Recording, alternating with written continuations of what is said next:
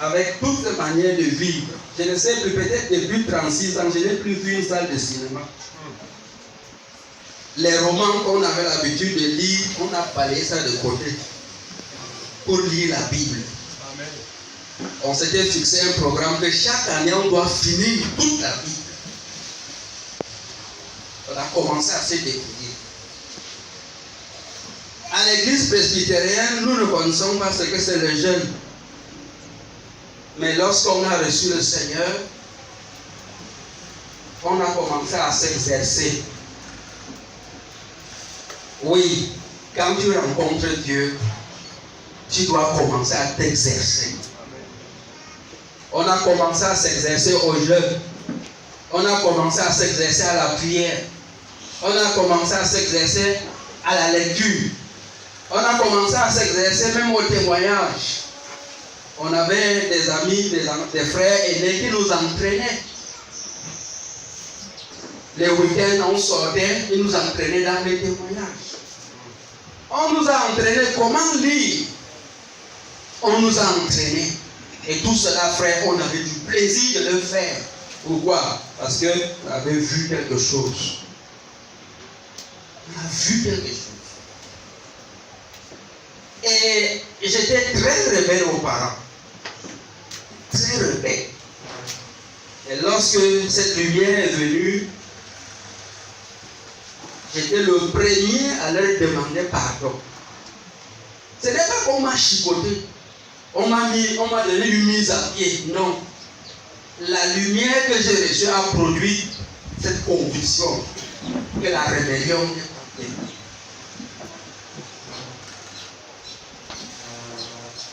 On a commencé à agir selon la parole de Dieu.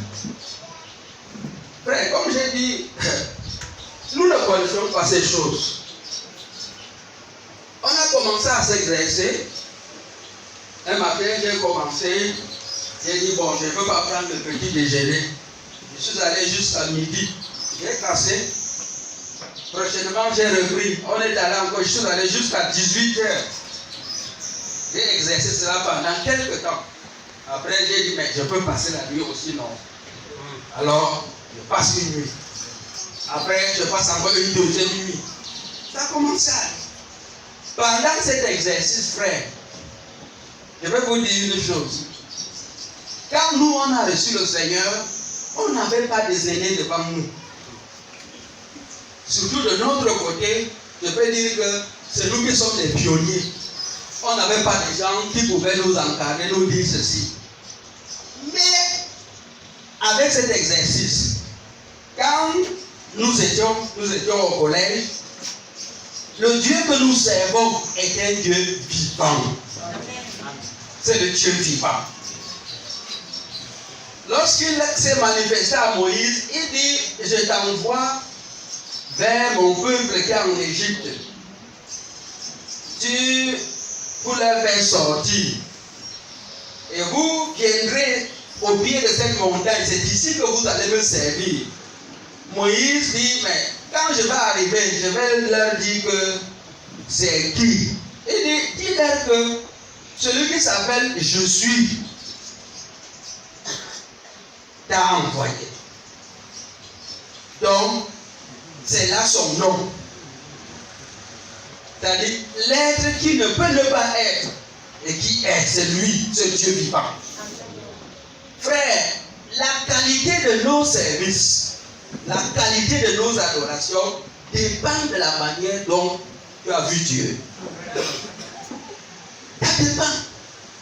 On ne force pas les gens à servir. On ne force pas les gens à adorer. J'ai dit que quand quelque chose a la vie, il doit bouger nécessairement. Si vous avez reçu la vie de Jésus, ça doit se manifester par le mouvement qui est le service. Mais si rien ne se manifeste, ça veut dire que vous n'avez même pas encore la vie. Il faut donc que vous recevez la vie pour que vous soyez transformés. Vous commencez à servir.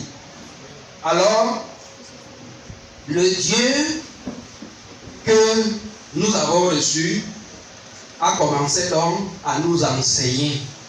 Particulièrement moi, frère, écoutez bien. Le Dieu est vivant. J'entendais une voix douce et audible. Une voix douce et envahissante qui m'enseignait, qui m'a montré ce que je dois faire. Chose que je n'ai pas connue dans le milieu presbytérien. J'avais un frère aîné qui était aussi dans la foi. Quand je lui parlais, il dit non, c'est le Seigneur, c'est ça l'Esprit. Et c'est ça, ces premiers enseignements-là qui m'ont maintenu dans la foi. Parce que c'était le Père lui-même qui a commencé à se révéler.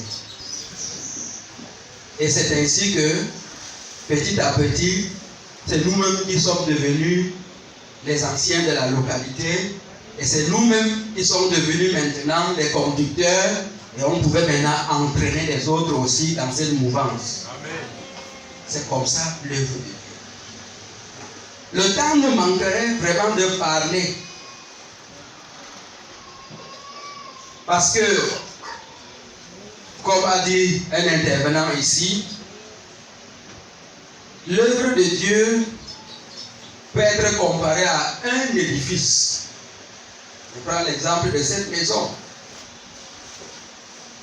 Les architectes, c'est-à-dire les ingénieurs en génie civil, ceux qui sont chargés de construire des ponts, des routes, ponts et chaussées ou bien des maisons, ils conçoivent ce qu'on appelle le plan.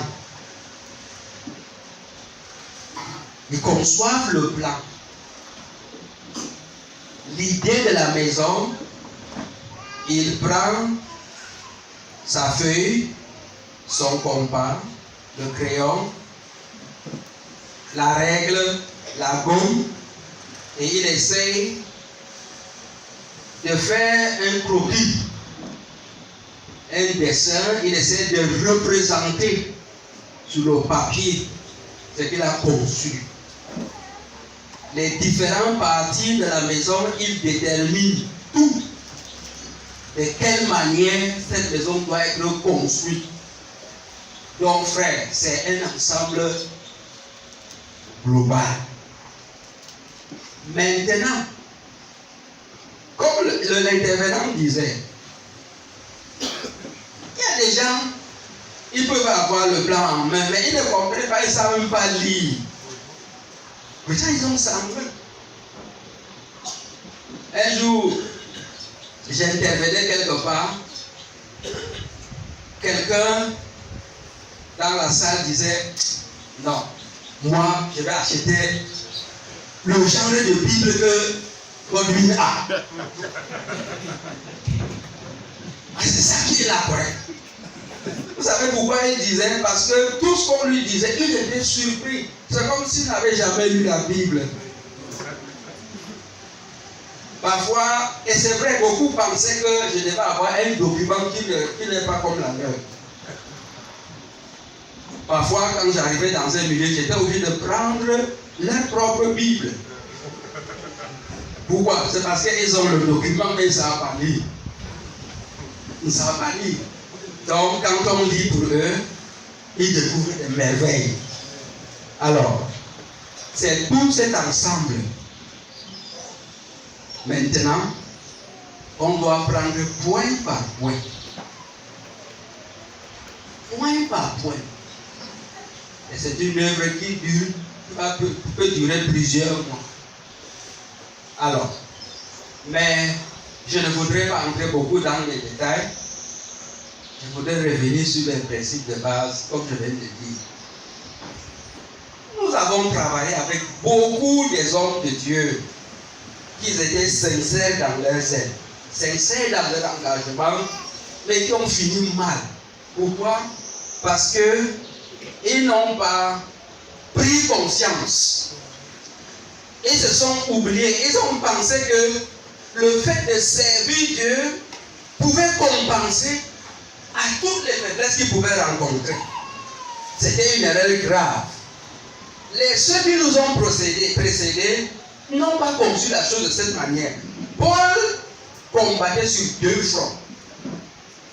D'abord, sur le plan de la discipline, il faisait tout effort pour que sa vie soit disciplinée selon la parole.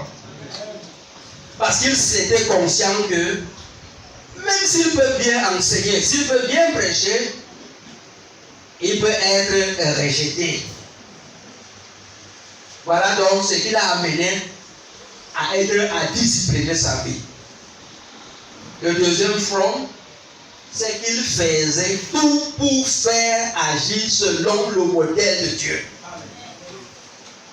C'était l'ensemble de ces deux choses qui constituent le plan. Vous pouvez voir quelqu'un, il sert Dieu avec le mensonge. Il sert Dieu avec la jonglerie. Il sert Dieu avec la tricherie.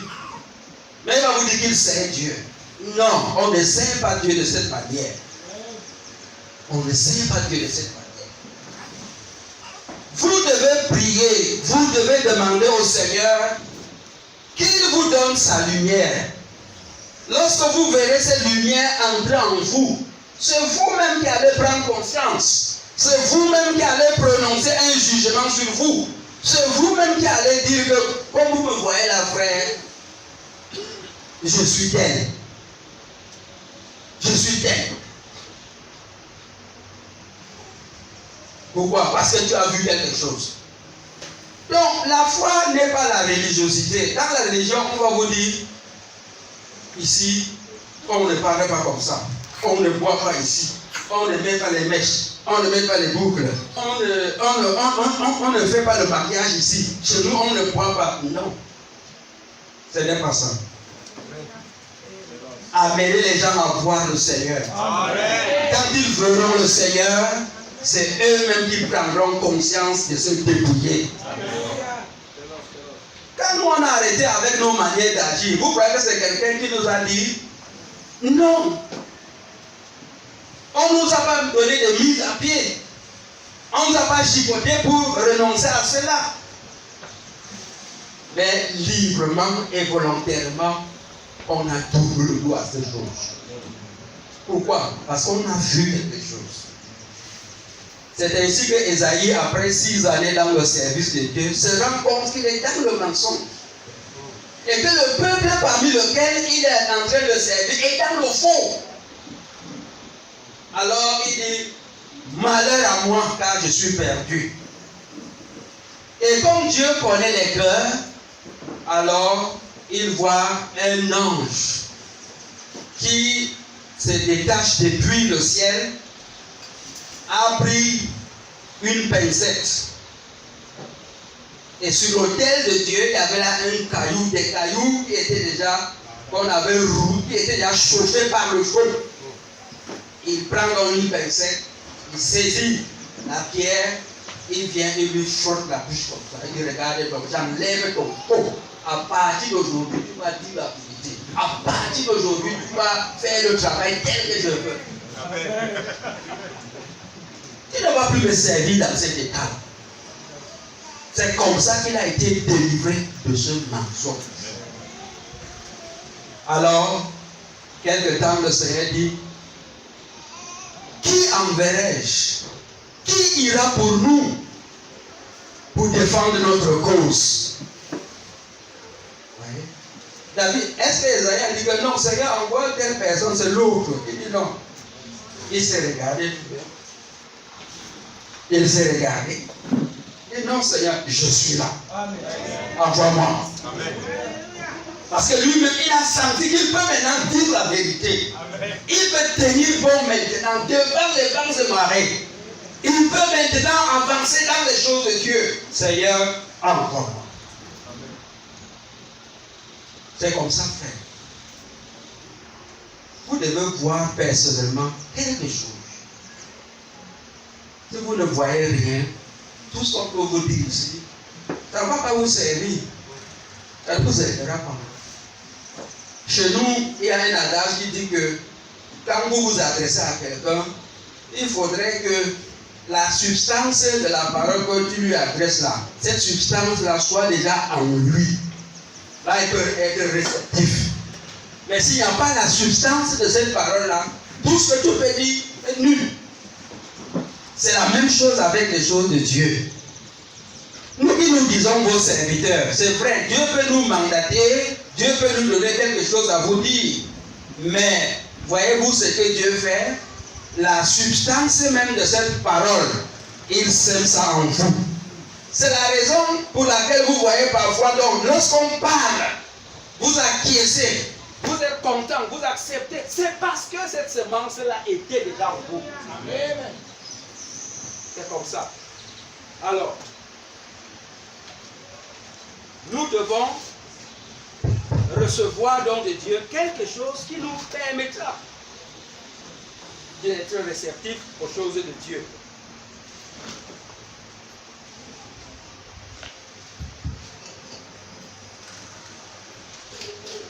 Alors, pour être délivré du péché, l'orateur a dit ici, hier, que Moïse a élevé un serpent d'airain. Et il a demandé aux enfants d'Israël de regarder seulement le serpent. Et vous serez guéris de toute morsure. Oui, les choses de Dieu parfois s'acceptent par le cœur et non pas par la raison. Quand vous voulez trop réfléchir sur les choses de Dieu, vous allez vous buter. Acceptez ça de cœur et vous verrez ce qui va se passer. Alors, si nous voulons vaincre le péché, nous devons nous considérer comme morts au péché avec Jésus. Nous devons nous considérer comme ressuscités avec lui. Et le péché n'aura pas de pouvoir sur vous. Mais cependant, le péché n'est pas complètement enlevé encore de votre chair. C'est pourquoi le corps de chair que nous portons actuellement, on l'a appelé, c'est le corps du péché. C'est la raison pour laquelle vous pouvez sentir parfois le souvenir de certaines actions, le souvenir de certaines pensées fait encore surface. Mais vous allez vous demander, mais qu'est-ce qui se passe? Non, c'est une preuve que le péché n'est pas encore fini. Ce que la parole de Dieu nous dit, c'est de ne pas obéir. Même si vous ressentez à certains égards de certaines choses, vous ne devez pas obéir. Vous ne devez pas accepter cela. Pourquoi? Parce que vous êtes mort. Vous êtes mort et le péché n'aura pas de pouvoir sur vous. Maintenant donc, le péché est là. Nous devons cultiver une attitude de vigilance. C'est pourquoi la parole de Dieu dit, veillez et priez, afin que vous ayez la force. C'est ici donc que l'exercice de la piété entre en jeu. La parole de Dieu dit que le juste renouvelle ses forces chaque matin. Et David dit, Seigneur, je dévance l'aurore. L'aurore, c'est quoi? C'est la lumière qui précède le lever du soleil.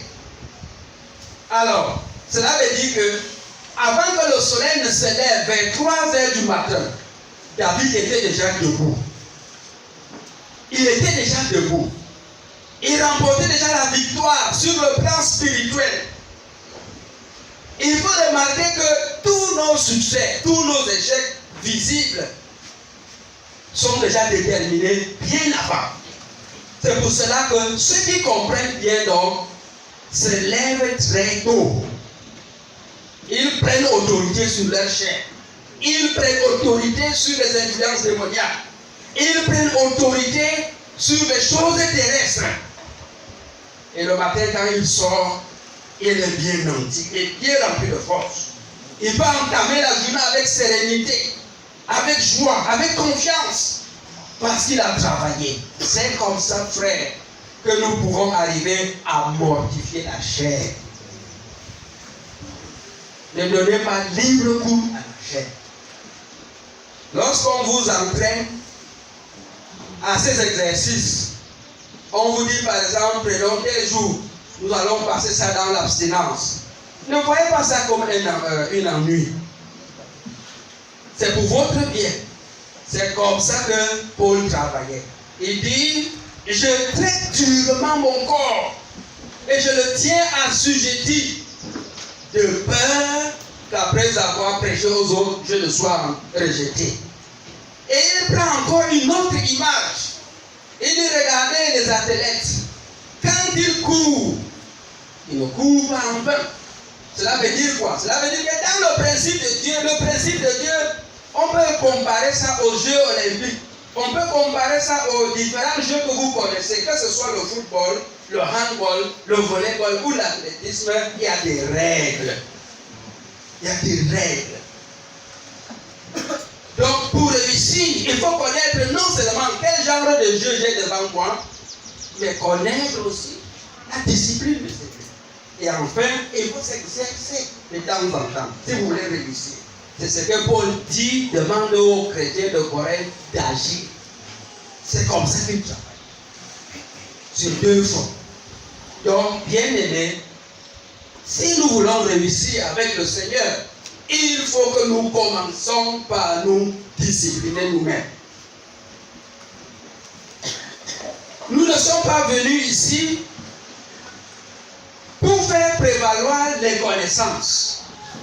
Parce que j'ai dit ici qu'on a vécu avec certains frères.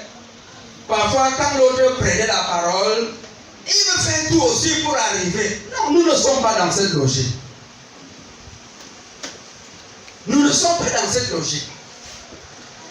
La vie chrétienne, c'est une vie pratique. C'est une vie qui se démontre. Christ n'est pas une organisation. Christ n'est pas un système. Christ c'est une vie. C'est une manière d'être. C'est une manière d'agir. C'est pourquoi la parole de Dieu dit que quand Christ, votre vie, apparaîtra, alors vous aussi vous apparaîtrez dans la gloire. Cela veut dire que le jour que Jésus apparaîtra, si vous n'êtes pas à ses côtés, ça veut dire que Christ n'a jamais été ta vie. N'a jamais été ta vie. Pourquoi? Parce que s'il avait été ta vie, automatiquement tu apparaîtrais à ses côtés. Mais comme tu n'as pas pu apparaître, ça veut dire que Christ n'était pas ta vie. Alors c'est pourquoi nous devons bien comprendre ces choses. Oui, nous sommes morts au péché, mais le corps dans lequel nous vivons est un corps de péché. Il n'est pas encore transformé. Il recevra sa gloire plus tard si on tient bon. La Bible dit il faut que ce corps mortel revête l'immortalité. Et ce corps corruptible revête l'incorruptibilité. Et lorsqu'on parle du corps mortel, c'est ce corps que tu as là. Le corps que tu as là, c'est mortel. Si une maladie vient fort, là, tu vas partir. Si on tire sur toi debout portant, tu pars. Si on te poignarde, là, tu pars. Pourquoi? Parce que c'est un corps mortel. Mais ce corps doit revêtir l'immortalité. Ça veut dire que ça ne mourra plus. Ce corps ne sera plus fragile devant les maladies, devant la mort. Et lorsqu'on dit il faut que ce corps corruptible revête l'incorruptibilité, on fait allusion au corps de nos frères et sœurs qui sont déjà pourris là-bas dans les cimetières. Pourris dans le tombeau là-bas. C'est ça. Corruption veut dire pourri. C'est-à-dire c'est décomposé. Alors ce corps corruptible doit ressortir, doit être reconstitué, mais pour ne plus pourrir. C'est là l'espérance du chrétien. Et c'est en ce jour, c'est lorsque ce corps aura donc revêtu cette incorruptibilité ou cette immortalité, alors vous ne ressentirez plus les mauvaises pensées. Ça ne montera plus à votre esprit. Mais pour le moment, vous pouvez ressentir ces choses. Mais contenez-vous, faites tout pour étouffer ce germe mauvais qui est en vous là. Ne laissez pas ça monter à la surface. Si vous laissez remonter à la surface, ça va pourrir tout votre ministère. Ça va pourrir votre vie. Ça va vous désorienter. Et si vous voulez donc avancer dans les choses de Dieu, maintenez ça assujetti. Et pour le maintenir assujetti, tu dois être vigilant. C'est-à-dire, tu dois veiller. On ne peut pas prier quand on est en sommeil. C'est pour cela que David dit, je dévance le roi. Et vous savez, c'est 1 heure à partir de 3 heures du matin. Et c'est à l'heure où le sommeil est très sucré. Le sommeil est bon. Très peu de chrétiens ont la force de s'élever en ce moment, à ce moment-là. Or, c'est là que doit prendre les choses.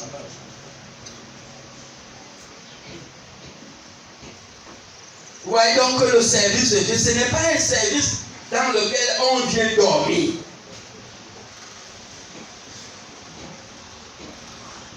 Exercez-vous. Juste à ce que je vienne, exerce-toi. À la piété. Exerce-toi. Alors, je disais donc que le Seigneur est venu nous délivrer du péché. J'ai beaucoup insisté là-dessus. Pourquoi? Parce que c'est la base de tout. C'est la base de tout. Il est venu nous délivrer aussi des influences démoniaques. Tout ça, c'est des choses que on ne pourra pas vous déployer ça tout ici maintenant. Lorsqu'on parle du combat spirituel, il faudrait comprendre dans quel sens vraiment il faut saisir ces choses. Comme le frère disait hier, beaucoup de frères se sont fait du mal, voire même se faire tuer par les démons. Pourquoi? Parce qu'ils n'ont pas combattu selon les règles. Ils n'ont pas combattu selon les règles. Dans nos armées terrestres, on ne peut pas recruter un soldat sans l'amener à une école de formation. On ne peut pas l'amener. C'est pour cela que tout ce qu'on recrute, que ce soit les officiers, que ce soit les soldats, il y a des centres d'instruction. On leur apprend les différentes armes à utiliser, comment les manier. On les apprend à se discipliner eux-mêmes. Alors, on peut les engager à faire des exercices, des entraînements. Et quand le moment arrive de combat, ils savent que pour cette situation, il faut telle arme, il faut telle munition. Tout ça, c'est des choses à expliquer. Et Jésus est venu nous délivrer des influences démoniaques. Et vous allez comprendre pourquoi nous devons combattre toujours avec ces gens. C'est des choses à comprendre. Donc, j'ai dit que c'est un sujet qui est trop court. Mais il faut que, je sais qu'il y a des jeunes esprits ici, même si on pouvait avancer, d'autres auront de la peine à nous saisir. Mais je voudrais déjà vous sensibiliser par des choses élémentaires pour que vous soyez déjà vraiment entraînés dans la chose de Dieu. Et que le reste, quand ça pourra venir, vous puissiez comprendre de quoi il est question. Donc c'est cela. Un puissant sauveur qui nous délivre de la main de nos ennemis et de tous ceux qui nous haïssent. Et une fois qu'il nous a délivrés, suivez bien, il nous permet maintenant de le servir. Il nous permet de le servir. Bien entendu, ce service obéisse à des principes bien fondamentaux. Ce n'est pas seulement qu'on va servir dans la mêlée. Regardez l'exemple que Dieu donne à Moïse. Il dit que lorsque tu feras sortir, tu auras délivré ces gens, alors vous viendrez me servir sur cette montagne. Et maintenant, quand ils arrivent au pied du mont Sinaï, le Seigneur le transporte sur les hauteurs, au sommet de la montagne, et là, il va lui faire voir maintenant ce que Dieu attendait. Il va lui faire voir et lui expliquer en détail les le genre de tapis qu'il faut utiliser, le genre de cordons, le genre de couleurs, etc. Les ustensiles, tout ce qui concourt au service de Dieu, il va donc les lui montrer. Je prends un exemple un peu. Vous les sœurs, à supposer que Dieu vous bénisse et que vous voulez confectionner une tenue, n'est-ce pas? Vous allez acheter votre tissu, le tissu qui vous plaît naturellement. Vous allez voir donc votre couturier ou votre couturière et il va vous demander quel est le design que vous voulez, le modèle. Vous lui dites, je veux tel modèle. Vous lui présentez bien le modèle. Et puis, vous entendez, vous négociez, et puis il te dit, reviens dans une semaine. Vous êtes convaincu du prix qu'il lui donne. Après une semaine, tu viens. Tu trouves que l'habit, effectivement, a été cousu, mais ce n'est pas le modèle que tu voulais. Donc, honnêtement, sœur, comment tu vas réagir? Tu seras contente? Tu vas dire que habit, c'est habit? Non.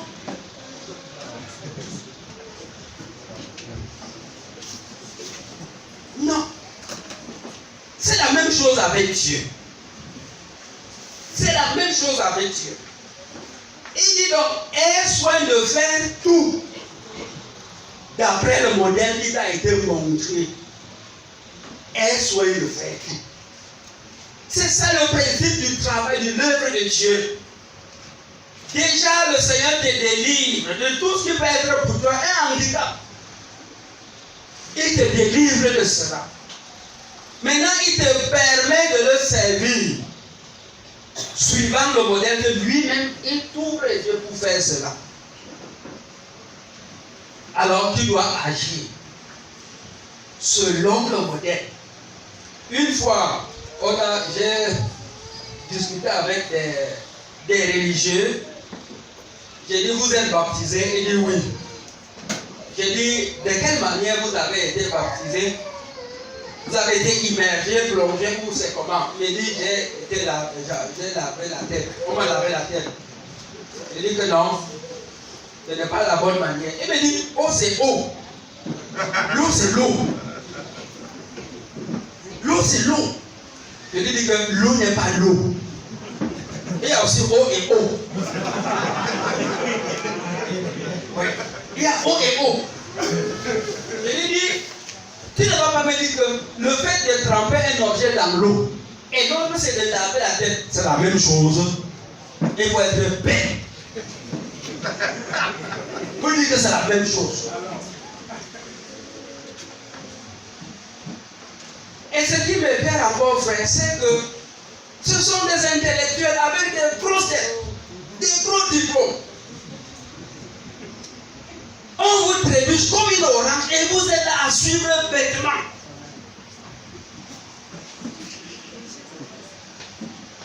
Ce n'est pas ça. L'eau n'est pas l'eau. Frère, les choses de Dieu demandent qu'on soit sérieux avec soi-même. Soyons sérieux avec nous-mêmes si on veut réussir avec Dieu. Je prends encore un exemple. Dans le contexte administratif, les choses sont sérieuses là-bas. Les choses sont sérieuses. Quand vous agissez et que ce n'est pas suivant les documents administratifs, personne ne va agréer ça. Il y a des textes qui sont là pour régir toutes ces activités. C'est pourquoi vous allez entendre, on va vous dire que article tel a dit, article numéro tel a dit. Les gens ne voient pas seulement l'action, mais les gens voient aussi est-ce que la chose est faite selon la règle. C'est ça le principe de Dieu.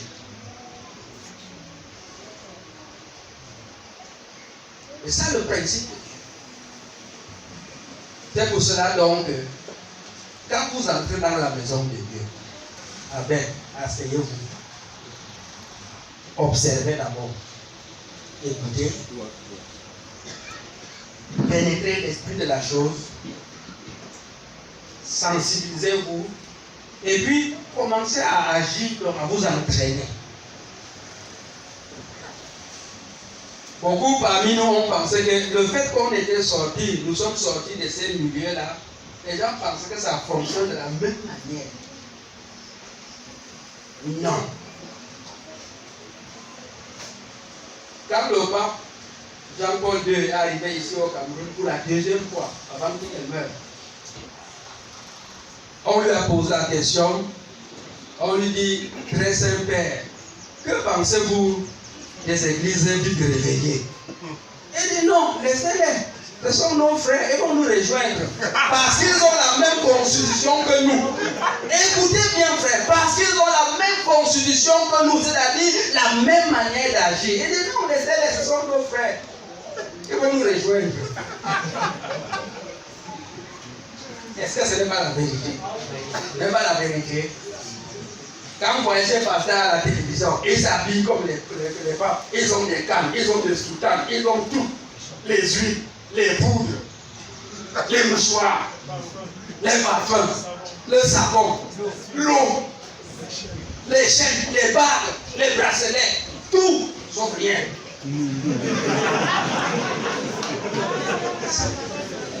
Ces gens que vous dites qu'ils sont Moutoukou là, non, c'est des gens intelligents. Les catholiques, c'est des gens intelligents. Vous l'appelez Moutoukou, c'est vous qui êtes Mout. Parce que vous ne savez même pas là où vous allez. Vous ne savez même pas ce que vous recherchez. Et c'est des gens qui sont solidement constitués. Ils savent ce qu'ils défendent. Ils savent là où ils le vont. Malheureusement, ce n'est pas le cas pour nous. On voltige à tout va. Nous aimons copier.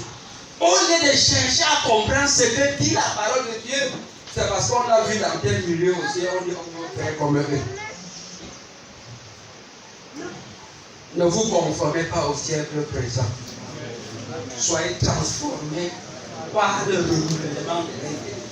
C'est cette parole de l'évangile qui transforme les gens. C'est ça, frère. C'est ça. Donc, je reviens pour terminer. Il y a d'autres intervenants. Pour terminer, lisons l'épître de Paul.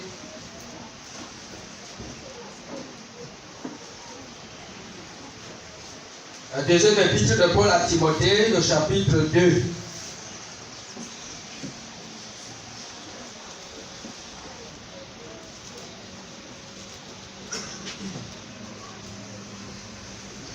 Pardon, le chapitre 1 d'abord, verset 3 à verset. Non, chapitre 3, verset 16. Non, verset 14, oui, autant pour moi. Oui, 1 Timothée d'abord, le chapitre 3, verset 14. Oui. Chapitre 3, verset 14. Oui. Je t'écris ces choses avec l'espérance d'aller bientôt vers toi, mais afin que tu saches, si je tarde, comment il faut se conduire dans la maison de Dieu, qui est l'église du Dieu vivant, la colonne et l'appui de la vérité. Et sans contredire le mystère de la piété est grand, c'est lui qui a été manifesté en chair, justifié par l'esprit, vu des anges, prêché aux gentils, cru dans le monde, élevé dans la gloire. Amen. La deuxième, en fait, la première et la deuxième épître à Timothée, j'ai souvent appelé ça le testament. Vous voyez, quand un père de famille sent qu'il va bientôt partir, il ne peut pas partir sans laisser un mot. Le plus souvent, il laisse un testament. Alors, le testament, c'est quoi? C'est la volonté de papa. Il exprime dans ce document comment il souhaiterait que ses enfants après lui continuent la vie. Parfois, le testament peut être d'abord verbal. On réunit les enfants, on leur parle, on leur dit, voici, telle chambre c'est pour tel. J'ai telle somme d'argent, voici, vous allez repartir ça comme ça. J'ai tel nombre de maisons, voilà, telle maison va revenir à celui-ci, l'autre à celle-là. Alors, il leur donne des conseils. Voilà comment vous allez rester vivre. C'est la même chose.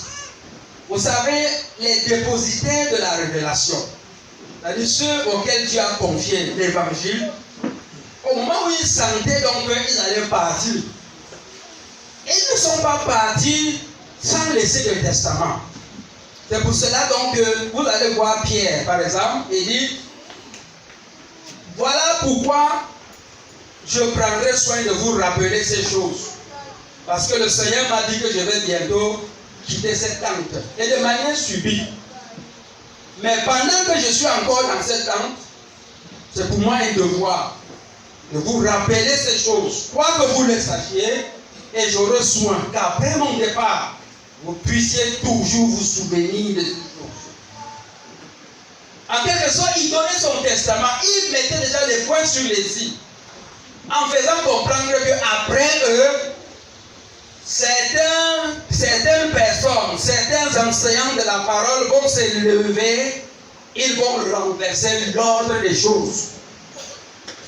Ils vont se mettre à enseigner des doctrines, des principes qu'eux n'ont pas reçus, qu'eux n'ont pas enseigné. Et il leur demande donc de tenir compte sur ces choses, ces principes. Voilà, c'est ce que Pierre a fait. Paul aussi de son côté dit, je t'écris ces choses avec la pensée de me rendre bientôt auprès de toi.